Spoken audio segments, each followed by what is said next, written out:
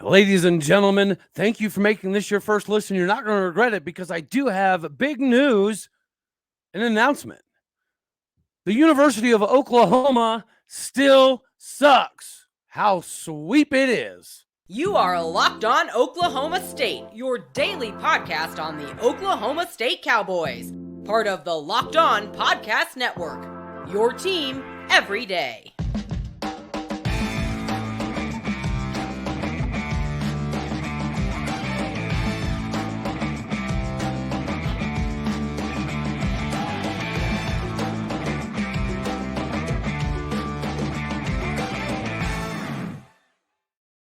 Howdy, y'all, and hello, all. Welcome back to Locked On Oklahoma State, your daily stop for all things Cowboy and Cowgirl related. My name is Cody Stovall. I want to thank you kindly for stopping by to make this your first listen here on Locked On Oklahoma State. Today, we were partially brought to you by FanDuel. Make every moment matter more with FanDuel, the official sportsbook partner of the NFL, the NBA, and beyond.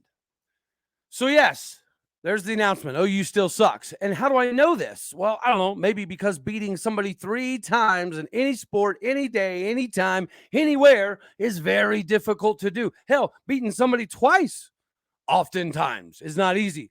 So we got to bring out Mr. Boone Broomerson yet again.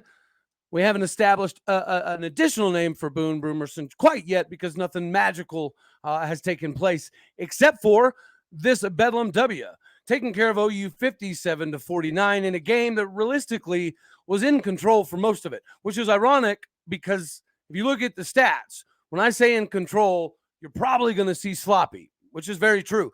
Both teams shot around 25% from the field. That is atrocious. Both teams shot under 30% from three-point range. Not very good, especially when you're hovering in that low 20s range.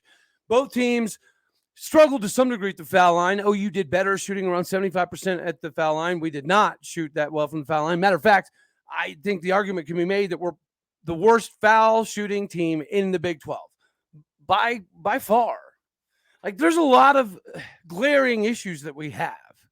But now you're hearing some of the reports lingering about that Avery Anderson could be back if we make the March Madness tournament.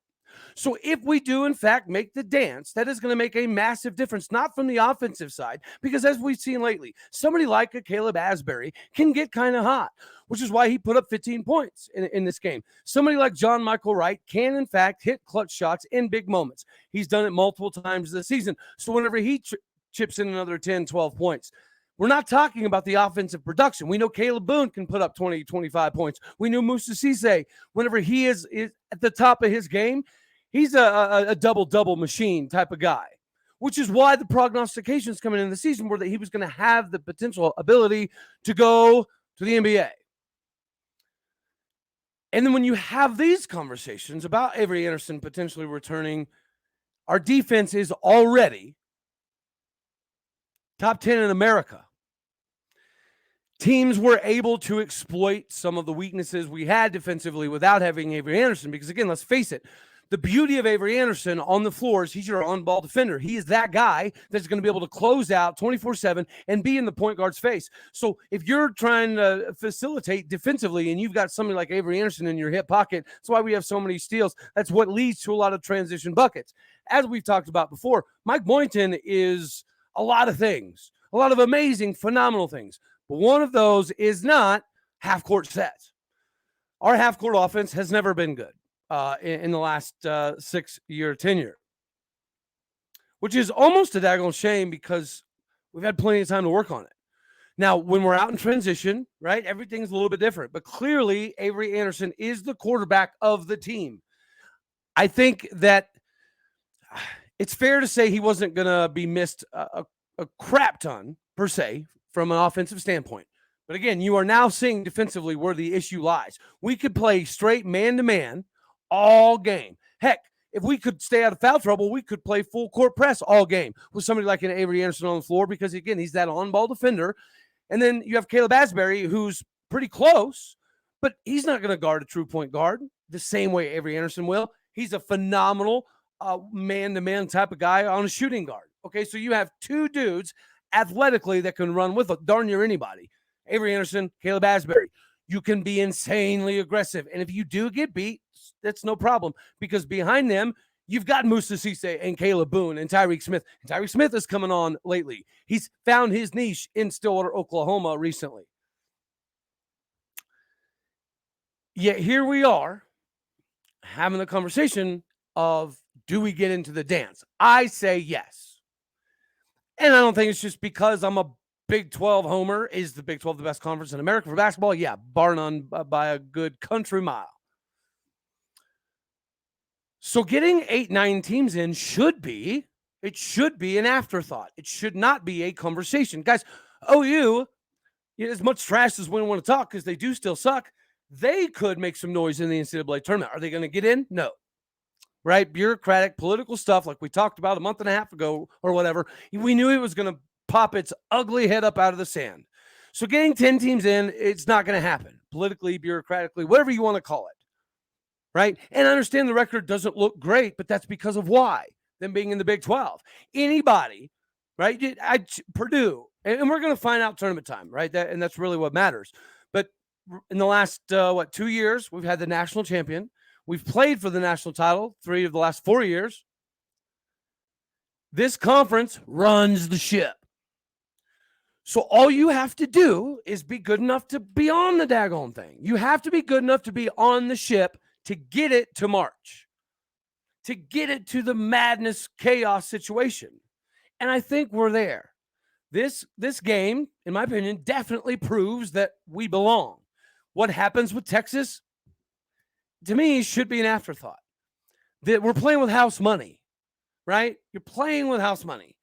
If you lose to Texas, again, it's hard to beat somebody 3 times. But if you do, it's okay, because they're probably going to end up being a 2 seed. They should be a 2 seed. It hurts my heart to admit that Texas basketball is pretty daggone good this year. It doesn't hurt my heart to admit that OU still sucks, because they do. And they do a lot of mouth breathing. They do a lot of puffing their chest out because of what? Football, which is a daggone shame, because they've got other sports on that campus that are pretty successful, but their fans don't give any support or give 13 craps. That's the difference between us and them. And you need to embrace it. You need to like it. You need to love it, and let them hate it. You know, somebody always said, if you don't have any haters, then you ain't doing something right. So it's okay. And they're going to take their exploratory surgical event into the SEC. And honestly, good luck to them. I'm very, very happy that we get another crack at them in football, especially in Stillwater, Oklahoma. Will the rivalry come back? I mean, they typically do. I mean, you look at the standing rivalries that went away for a while, 8 years, 10 years, 11, 12, sometimes longer. But inevitably, the big rivalry games typically do, in fact, come back. Oh, unless you're Paul Feinbaum, right? That guy. If you like to listen to nothing but hot air, the proverbial SECCCCC a crap fest, then you listen to that guy. He is the most nonsensical, special creature that represents any conference. I mean, George Kliavkoff obviously drives a clown car as well, but I mean, I guess Paul Feinbaum is the co-pilot. At least Paul Feinbaum gets to, I don't know, whatever, do his mouth breathing because the SEC has made him successful. Good for him. That's fine. We need to continue that trajectory of success, which is why I've said 100 times, this football season is the most important in Mike Gundy's tenure. Like, we can't go backwards. The new Big 12 is not going backwards. And new Big 12, speaking of that, we're going to get it, but I would be remiss if I didn't let you guys know about FanDuel, right? You've heard it before. Now that we're at the point we are in the NBA season, it is the perfect time to download FanDuel right about now. It's America's #1 sportsbook, because new customers get the no sweat first bet up to $1,000 and bonus bets back if your first bet does not win. Just download the FanDuel Sportsbook app. It is safe, secure, and super easy to use. Then you can bet on anything and everything for the most part. You're talking money lines, point spreads, threes, drains, over, under. It doesn't matter. You can get deep into it. You can include any of the specific players' percentages and stuff. Plus, you can get even bigger payouts by doing a same game parlay. Do not miss your chance, again, right about now, to get your no sweat first bet up to $1,000 back in bonus bets when you go to FanDuel.com/lockedon. Again, that is FanDuel.com/lockedon. Do it now. Learn more because every moment matters more with FanDuel, the official sportsbook partner right about now of the NBA. All righty, y'all. So we're going to talk about the new Big 12. It's great. If you want to talk about the new Big 12, also great. And why is it great? Well, but guys, because we've been talking about this for literally months. Right? Like I knew in a very short amount of time after Brett Yarmark had the job, even before he was officially in the working capacity, that he don't play games. And he was going to take down the Pac-12. And then we heard him say, yada, yada, yada, we're going out west. So all George Kliavkoff does is get his best Paul Feinbaum impersonation on, and he says a bunch of nonsense that does nothing but add fuel to the fire. And then you have somebody like Brett Yormark who is going to leave his imprint on not only the conference, but college football in general. How he does business is going to be amazing for us. Now, one part of the new Big 12 that I think is fair to add on is what have we talked about? The four corner schools, at least Arizona and Colorado joining within the next year or two, right? This is the conversation. We've also talked about Arizona State. We've also talked about Utah. And you guys all know I was a big proponent of Utah. I still kind of am because of what they add. I do think they add a decent amount. But BYU soaks up most of the Utah market, right? So it's not like Utah's going to add a bunch of eyeballs. And if they're going to sit there and pull a Pac-12, a George Kliavkoff impersonation, and shove their nose so far in the air that they think they're better than everybody, then cool. Let them stay on the sinking ship. Ladies and gentlemen, we don't have to fight them on it. We are in a position of power. We have absolutely no reason to give a PowerPoint explanation to Utah as to why they should join the conference. Either do or don't. We don't give 13 hoots. And if you don't, guess what? That's fine. You are sinking yourself to the dying, floating away, on fire raft that is the Pac-12 -2 plus a half minus another one, the Pac-7.5. That's what it is. So if you want to stick to that, that's fine. You can hang out with the Stanfords of the world with your nose way up in the sky as the I don't know, what are you, the Pac 7.5 Mountain East-West 2-point-W. It doesn't really matter. You will fall into irrelevancy very quickly. So fine, you do you, boo-boo. Because here's the other thing. In the contracts for the TV rights and stuff, it does include that the financial value doesn't have to go up if we bring in G5 schools. And, you know, the ones that like to poke and point fun due to, most likely, they understand that there's a threat involved. But those ones that point and poke fun that we brought in a bunch of G5s, it's ridiculous to claim that Cincinnati was not already ready to be a Power 5 time. It's ridiculous to claim that BYU is not already ready to be in the Power 5. Now, you can make some arguments, I guess, about UCF, but if you look at the numbers, where they're at, the market, the revenue, the enrollment, the dollar bills, the donors, the age of the donors, the way they fill out their stadium and the things they do in the stadium, the bounce house, all that fun jazz, they made a concerted effort to put themselves in a position to be part of the Big Boy Club next time the Big Boy Club got together and had their little fun dinners. And it's just amazing to watch this stuff because a couple years ago, we were the ones. The Big 12 was the ones that was, laughed at and said that it was all going to go in the toilet because OU and Texas were leaving. Not so fast, my friend. Right? As our buddy Ali Corso would say, not so fast. It doesn't appear that way. The whole landscape, again, it's changing. I get it. But also, you got to be able to put yourself in a position of power, and that is where the Big 12 is. So San Diego State is kind of along the same lines, at least of a Houston. Their new stadium is nuts, right? And it seats as much, if not more, than ours does. So again, kind of like UCF, putting themselves in a position to be part of the big boy conversation, San Diego State has done that. Boise State is not. Boise State still has a high school operation. Boise State still has a high school field. But Boise State fans, they're going to get all sorts of butt hurt, which is great. It's fine. You're never going to be part of the party. You might be part of the Pac 7.5. Congratulations. As we've talked about before, that is like getting the award for the world's tallest midget.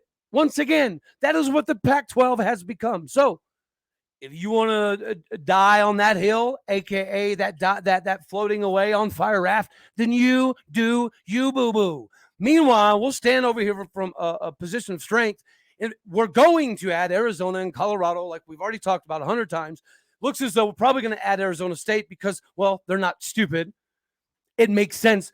And Utah, they might be posturing up for whatever, they want to have some relevancy in the Pac-12 because their fans legitimately think that they're already relevant, which is fine. It's great. Again, you're winning the Pac-12, yada, yada, Pac-12, AAC, ACC. I mean, come on. What's the difference, really? The ACC, they're not too far away from the Pac-12. And we now get to point and laugh, as everybody did with us 3 years ago. You remember when the talk was that Oklahoma State and Texas Tech were most likely going to join the Pac-12? You remember when all that stuff was going down? And I was in the minority, and I say, even recently, I've talked ad nauseum. I never wanted to be part of the Pac-12. I didn't want any part of it. Never. I didn't give 13 hoots what OU did or didn't do, where they went or didn't go. Wanted to know. I don't give 13 hoots about the SEC either because, again, let's face facts. The bottom half of the SEC, trash, AAC level. The bottom half of the Big Ten, even worse, Pac-12 level. The Big 12, top to bottom, is the only conference in the United States of America that if you don't bring your lunch pail and you are 100% prepared, every daggone week you're going to put yourself in a position to catch an L.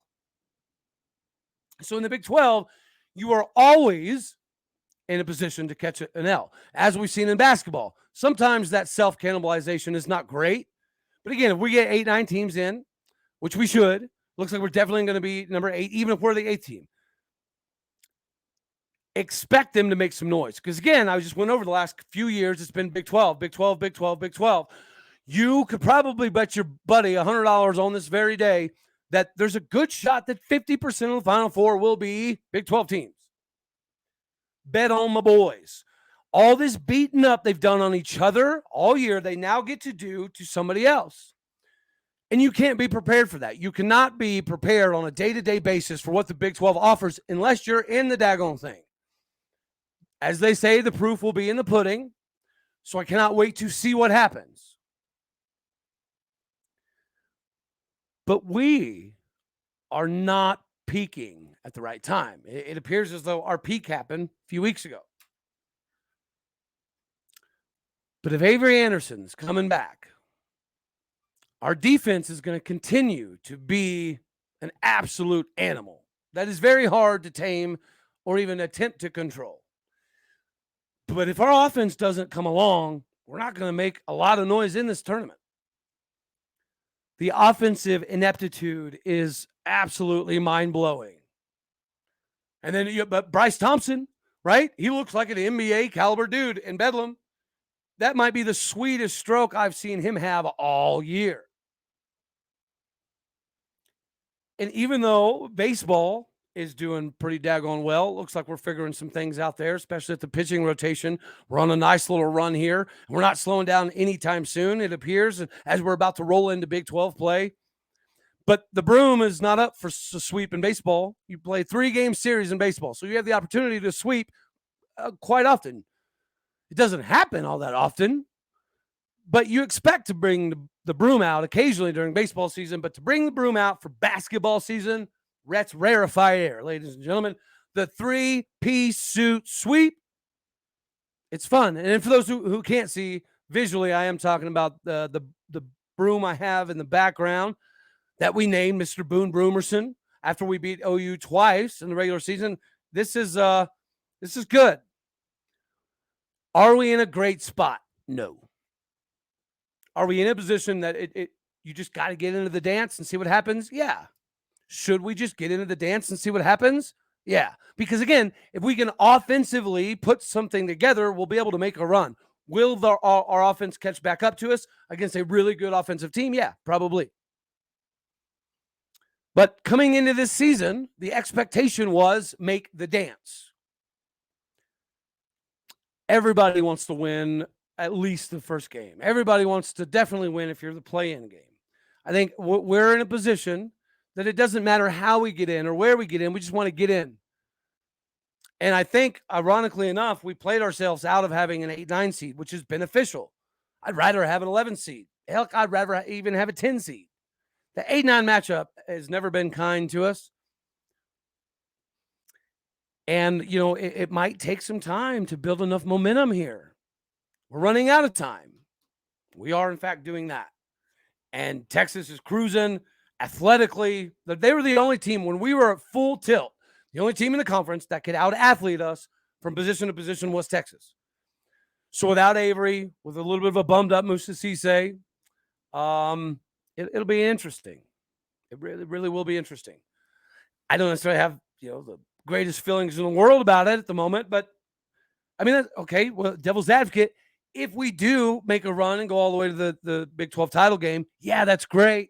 But if you go all the way there and you lose, now you're more depleted. Now your bench is even softer.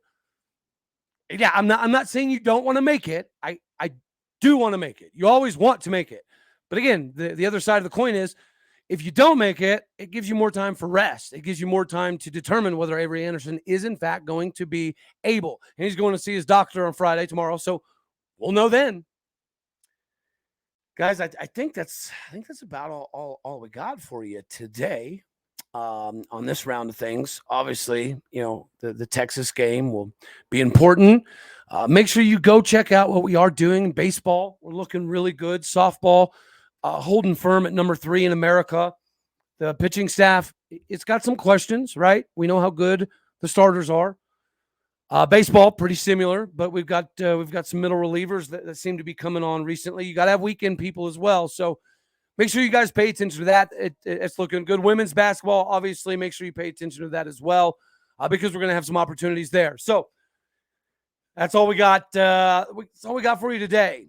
But as you're venturing through this, guys, please make sure that you are tuning in here for your first listen. We'll have all the tournament feed. We got spring football coming in. We'll do position by position breakdown, starting with quarterback, because that was the most voted on a couple episodes ago. So we'll get that kicked off as well. We've got a bunch of updates in and around Oklahoma State University in general. So, it's good times. Stick around. We got some big guests coming on as well. Until then, as always, I love you all. God bless. Go Pokes. Thank you for making this your first listen here on Locked On Oklahoma State. I will see you very quickly right around the corner here. All righty, y'all.